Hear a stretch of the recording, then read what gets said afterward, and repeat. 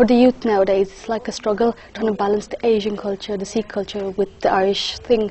Just growing up there, so if there was like a place we could get together, like a centre or something, we could discuss the problems, and even like the functions like Diwali or Vaisakhi, we could get together and celebrate in there like together, just so it'll make the Irish people aware as well that there isn't a Sikh community here, because when they see us on the street, they just look at us as Asians, they don't know who we are, like Sikh, Muslim, whatever.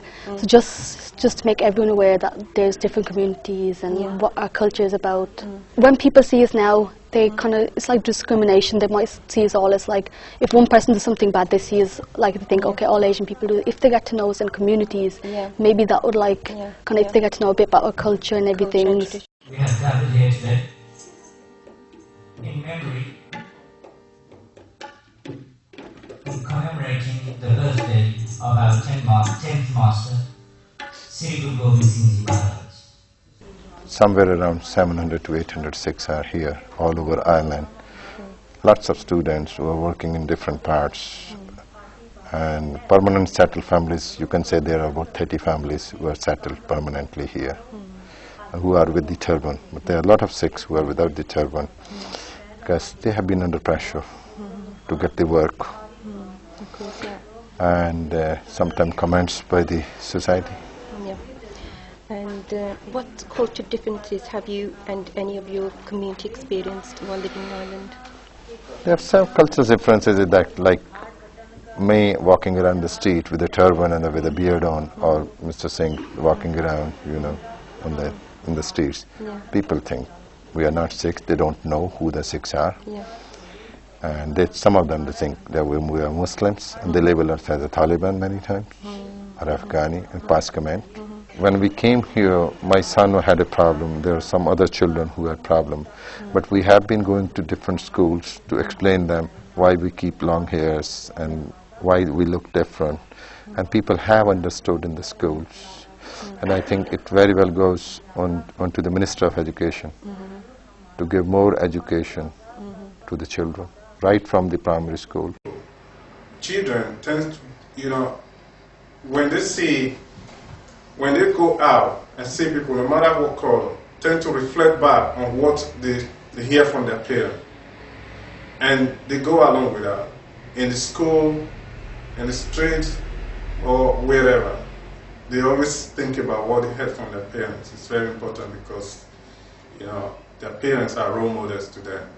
Educate Together schools try to bring children from many different cultural backgrounds, many different religious backgrounds together and educate them together in the same school.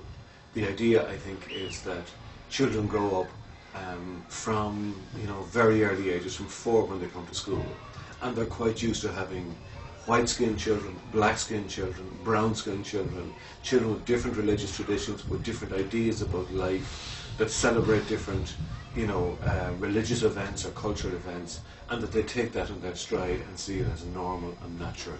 And from that point of view, that we help prepare them for a pluralistic Irish society, as opposed to the type of society maybe that I was raised in, which was almost exclusively white and almost exclusively Catholic.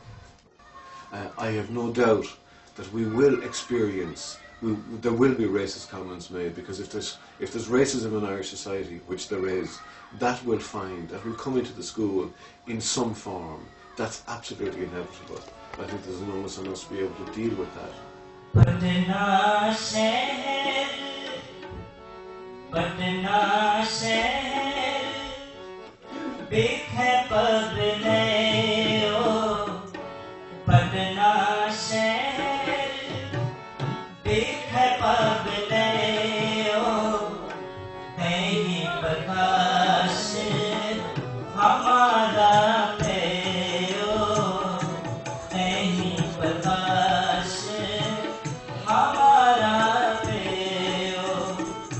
After September 11th, if you would have noticed, there was a lot of racism went around, and a lot of problems came about because of our turban, because Bin Laden as such had a similar kind of a headgear, and which was confused with our turbans, and because of that we did get a lot of racist abuse around in the city and all over Ireland actually.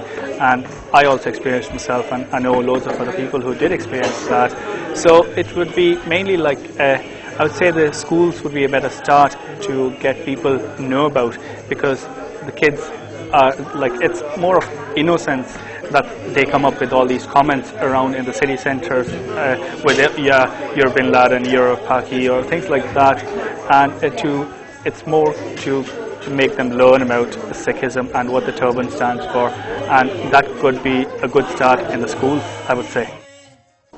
For Sikh community, for future generation, I strongly feel there need to be multicultural community center which will benefit for our future generation. Also, this community center will enable us to talk about our cultural, religious and traditional Indian festivals, which will educate the Irish people and will also break down the race barrier. And on national television, there should be more multicultural programs shown. Initially, when after the September 11th, like most people confused us with Bin Laden and those kind of things were happening on the road. But the police were very, very nice. Like over here, the Garda, they offered us 24-hour protection because we were living in a community where there were no Indians around. Again, at workplace, people were very good. So you'll find good and bad people in every part of the world, even in India, even in Ireland. So we were okay with that. And if it was a racist attack, most of it was because of lack of knowledge.